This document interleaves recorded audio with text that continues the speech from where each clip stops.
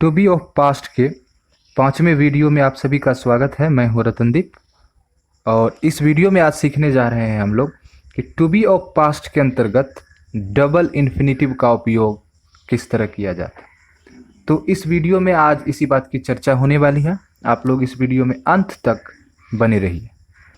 इस वीडियो में आगे बढ़ने से पहले मैं आप सभी को बताना चाहूँगा कि इससे पीछे का जो वीडियो था वो वीडियो आधारित था एडजेक्टिव और इन्फिनिटिव पर, कि किस तरह से उपयोग किया जाता है टू बी ऑफ पास्ट के अंतर्गत। यदि आप उस वीडियो को देखना चाहते हैं तो आप हमारे इसी चैनल के प्लेलिस्ट में जा करके टू बी ऑफ पास्ट के प्लेलिस्ट में क्लिक करके उस वीडियो को देख सकते हैं। चलिए आरंभ करते हैं आज का ये वीडियो और देखते हैं कि इस चैप्टर में किस तरह से सेंटेंस बनाया जाता है।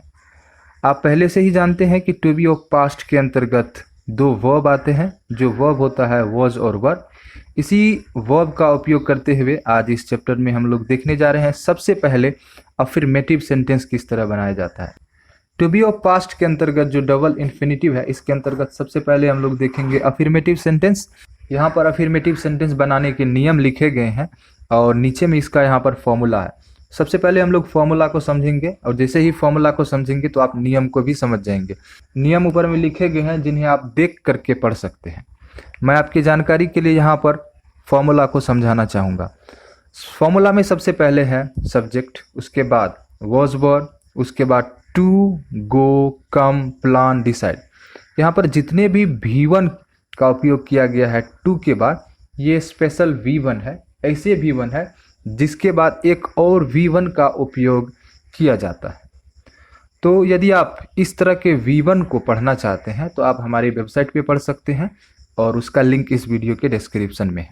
इसके बाद आप आगे देख रहे हैं टू V1 का उपयोग किया गया है। टू के जगह पे आप टू का उपयोग करेंगे और V1 के जगह पे आप कोई भी दूसरा V1 का उपयोग करेंगे। एक चीज़ आप यहाँ पे ध्यान रखेंगे कि इनसे पहले जो V1 का उपयोग किया गया है उसी V1 का आप दोबारा उपयोग नहीं करेंगे। जैसे टू गो है यहाँ पे शुरू में और अंत में जो है टू V1, वहाँ पर भी आपको टू गो का उपयोग नहीं करना है। दो बार एक ही V1 का उपयोग नहीं करना है। आगे फॉर्मूला में है ऑब्जेक्ट। यहाँ पर आप समझ चुके होंगे कि इस फॉर्मूला पर सेंटेंस किस तरह बनाएंगे और उदाहरण के साथ भी समझने का कोशिश करते हैं और इस फॉर्मूला को देखते हैं। एक यहाँ पे उदाहरण है आपके सामने। जो दूसरा उदाहरण है मैं उस उदाहरण पे यहाँ पे चर्चा करने जा रहा हूँ। दूसरा उदाहरण है you were to come to upload a video on YouTube and Facebook. You यहाँ पे सब्जेक्ट है, वर यहाँ पे वर्ब है जो टू बी ऑफ पास्ट के अंतर्गत आता है। फिर आगे आप यहाँ पे देख रहे हैं टू कम का उपयोग किया गया है। यहाँ जो टू है उस टू का उपयोग किया गया है और यहाँ पर जितने भी स्पेशल V1 है उस V1 में से एक V1 का यहाँ पे उपयोग किया गया है। यहाँ पर जितने भी V1 दिख रहे हैं उस V1 में से किसी एक V1 का आपको उपयोग करना है सेंटेंस बनाने के लिए। जैसे मैंने उपयोग किया है कम का। फिर आगे देखेंगे टू लगा हुआ है। टू के बाद एक और V1 आ रहा है अपलोड। ये भी एक V1 है और कम भी V1 है और इस दोनों V1 के पहले टू का उपयोग किया गया है। आप जानते हैं कि V1 के पहले यदि टू का उपयोग किया जाता है तो उसे टू इन्फिनिटिव कहते हैं। और यहाँ पे आप देख रहे हैं कि दो V1 है और दो टू का उपयोग किया गया है तो यहाँ पे डबल इन्फिनिटिव है। तो ये चैप्टर आधारित था टू बी ऑफ पास्ट के अंतर्गत डबल इन्फिनिटिव का उपयोग किस तरह करेंगे। तो इस बात की भी जानकारी आप लोग समझ चुके होंगे। आगे फॉर्मूला में जो यहाँ पे ऑब्जेक्ट है तो ऑब्जेक्ट के जगह पे यहाँ पे उपयोग किया गया है अ video on YouTube and Facebook. You subject है, वर V1 है, टू कम यहाँ पर स्पेशल इन्फिनिटिव है।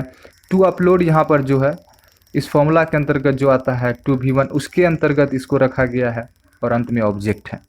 तो इस फॉर्मूला पर इस तरह से सेंटेंस क्रिएट होता है। आप इसी फॉर्मूला का सहयोग लेकर के और बहुत सारे सेंटेंस बना सकते हैं और प्रैक्टिस कर सकते हैं इस चैप्टर के अंतर्गत इस फॉर्मूला को। आपकी जानकारी के लिए यह भी बताना चाहेंगे कि यह फॉर्मूला आधारित है अफर्मेटिव पर, यानी कि सकारात्मक पर। आगे हिंदी सेंटेंस इसका देखेंगे। आप YouTube और Facebook पर एक वीडियो अपलोड करने के लिए आने वाले थे। यहाँ पे दो वर्ब का उपयोग हो रहा है, एक अपलोड और दूसरा करने के लिए। तो समझ सकते हैं कि आप इस चैप्टर में किस तरह से डबल इन्फिनिटिव का उपयोग करेंगे। हिंदी सेंटेंस भी आपके सामने यहाँ पर हम आपके सहयोग के लिए लिख दिए हैं, और यहाँ पर जितने भी आगे एग्जाम्पल दिए गए हैं वो सभी एग्जाम्पल किसी न किसी सब्जेक्ट पे आधारित है। यहाँ सब्जेक्ट के लिए उपयोग किया गया है फर्स्ट पर्सन, सेकंड पर्सन और थर्ड पर्सन, और उसके सिंगुलर और प्लूरल फॉर्मेट को, जिन्हें आप नीचे देख सकते हैं। अब इस चैप्टर में हम लोग देखेंगे कि नेगेटिव सेंटेंस किस तरह बनाया जाता है। तो बस ये भी आसान है, सब्जेक्ट के बाद वॉज वर है, और अंत में आपको यहाँ पे यानी कि वॉज वर के बाद आपको नोट लगा देना है। फिर आगे फॉर्मूला में उसी तरह हूबहू सेम रखना है, जैसे टू स्पेशल वर्ब है, फिर टू V1 है और अंत में ऑब्जेक्ट है, और इस फॉर्मूला पर आपको सेंटेंस बना लेना है। यहाँ पर जो भी सेंटेंस बनेंगे वो सेंटेंस नेगेटिव अर्थ देगा आपको। एक उदाहरण आपके साथ मैं शेयर कर रहा हूँ। उदाहरण है यहाँ पे, he was not to plan to build a building in his village. वह अपने गांव में एक मकान बनाने के लिए विचार नहीं करने वाला था। यहाँ पे देखिए, मकान बनाना और विचार करना, दो वर्ब का उपयोग यहाँ पे हो रहा है। इंग्लिश सेंटेंस को भी देखेंगे तो बिल्ड के पहले भी टू का उपयोग किया गया है, और प्लान के भी पहले टू का उपयोग किया गया है। प्लान और बिल्ड ये दोनों V1 है, और इसके पहले टू का उपयोग हो रहा है, तो ये टू इन्फिनिटिव हुआ। यहाँ पे डबल टू इन्फिनिटिव का उपयोग हो रहा है। साथ ही साथ सब्जेक्ट के बाद वॉज है जो टू बी ऑफ पास्ट के अंतर्गत आता है, और वॉज के बाद आप देख रहे हैं नॉट का उपयोग किया गया है, जो ऊपर फॉर्मूला में चर्चा किया गया था। तो इस बात से भी आप समझ सकते हैं कि यह सेंटेंस नेगेटिव सेंटेंस पर आधारित है इस चैप्टर में। तो आप इसी तरह के और बहुत सारे सेंटेंस बना सकते हैं ऊपर के इस फॉर्मूला पर, और प्रैक्टिस कर सकते हैं इस ग्रामर को। यदि आप हर चैप्टर में 4 तरह से सेंटेंस बनाते हुए आगे बढ़ेंगे तो मैं उम्मीद करता हूं कि आपको अंग्रेजी सेंटेंस बनाने में किसी भी तरह का प्रॉब्लम नहीं होने वाला है। अब देखेंगे इसी चैप्टर में तीसरे तरह के सेंटेंस किस तरह बनाए जाते हैं, यानी कि इंटरोगेटिव सेंटेंस। बड़ा आसान है, बस सेंटेंस के शुरू में आपको वॉज वर रख देना है, उसके बाद सब्जेक्ट आपको रखना है, फिर उसके बाद आप डबल इन्फिनिटिव रखेंगे, जिसे आप पीछे ऊपर में समझ चुके हैं। फॉर्मूला यहाँ पर आपके सामने है, शुरू में है वॉज वर, उसके बाद सब्जेक्ट का उपयोग किया जा रहा है, फिर टू स्पेशल V1 है यहाँ पे, फिर टू V1 है, यहाँ पे कोई दूसरा V1 भी उपयोग कर सकते हैं, फिर अंत में ऑब्जेक्ट है। एक चीज़ तो मैं आपको पीछे बता चुका हूँ कि डबल इन्फिनिटिव का उपयोग करते वक्त आप हूबहू दोनों जगह सेम V1 का उपयोग नहीं करेंगे। जैसे यहाँ पे एक सेंटेंस है, was I to go to play. To go है और टू प्ले है, शुरू में जो है टू गो, उसके बाद फिर आपको टू गो का उपयोग नहीं करना है। अगर आप इस तरह से V1 का उपयोग करते हैं तो यहाँ पे सेंटेंस गलत हो जाएगा और कुछ अटपटा सा इसका हिंदी अर्थ निकलेगा। आप सेम हूबहू वर्ब का उपयोग नहीं करें। इस बात को ख्याल में रखते हुए आप सेंटेंस बनाएं इस फॉर्मूला पर, जो फॉर्मूला आधारित है इंटरोगेटिव पर, यानी कि प्रश्नवाचक पर, क्योंकि सेंटेंस के शुरू में वॉज वर है और सेंटेंस के अंत में आप देख रहे हैं क्वेश्चन मार्क लगा हुआ है। इस दो बात से आप समझ सकते हैं कि यहाँ पर जितने भी सेंटेंस बनाए जाएंगे वो सभी सेंटेंस इंटरोगेटिव होगा। एक उदाहरण आपके सामने मैं फिर से पढ़ना चाहूँगा, was I to go to play PUBG. क्या हम पबजी खेलने के लिए जाने वाले थे? तो इस हिंदी सेंटेंस को पढ़ने से यह अर्थ निकल रहा है कि यह सेंटेंस इंटरोगेटिव में है, क्योंकि शुरू में क्या है और अंत में क्वेश्चन मार्क लगा हुआ है। तो मैं उम्मीद करता हूं कि इंटरोगेटिव सेंटेंस आप किस तरह बनाएंगे इस चैप्टर में, इस बात की भी जानकारी आपके साथ शेयर हो चुकी है। और अब इस चैप्टर में देखेंगे कि किस तरह से इंटरोगेटिव और नेगेटिव सेंटेंस बनाया जाता है, यानी कि इंटरोगेटिव के साथ नेगेटिव। ऊपर जो आप यहाँ पे फॉर्मूला देख रहे हैं, इसी फॉर्मूला में बस आपको नोट लगा देना है। फॉर्मूला आपके सामने देखिए क्रिएट है। सबसे पहले वॉज वर का उपयोग किया गया है सब्जेक्ट, और सब्जेक्ट के बाद आपको नोट लगाना है। नोट के बाद आपको टू स्पेशल V1 और टू V1, कोई भी V1 यहाँ पे उपयोग करेंगे, और सेंटेंस के अंतिम में ऑब्जेक्ट है। आप पहले ही जानते हैं किसी भी सेंटेंस को बनाने के लिए सब्जेक्ट, वर्ब और ऑब्जेक्ट की आवश्यकता होती है।